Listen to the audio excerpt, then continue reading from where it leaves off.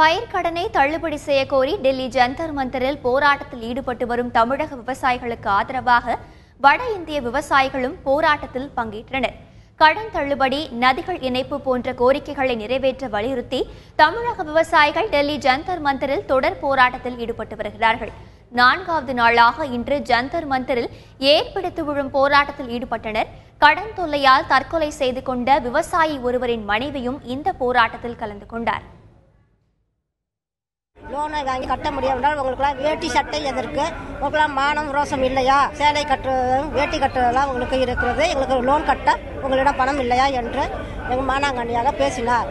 அதை கேட்ட எங்கள் கணவர் மனது தாங்காமல் விஷம் குடித்து இறந்து விட்டார். இதனால் எங்களுக்கு மாடு வசதி எதிர்ந்தும் எதுவும் எங்களிடம் இல்லை, எல்லாம் லட்சு செய்து விட்டார்கள்.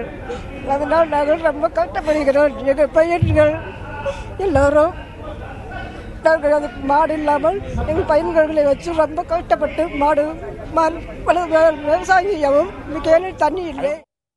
தமிழக விவசாயிகளின் போராட்டத்திற்கு வட இந்தியாவைச் சேர்ந்த விவசாய சங்கங்கள் ஆதரவு தெரிவித்துள்ளன. வட மாநில விவசாயிகளும் இன்று நடைபெற்ற போராட்டத்தில் பங்கேற்றார்கள்.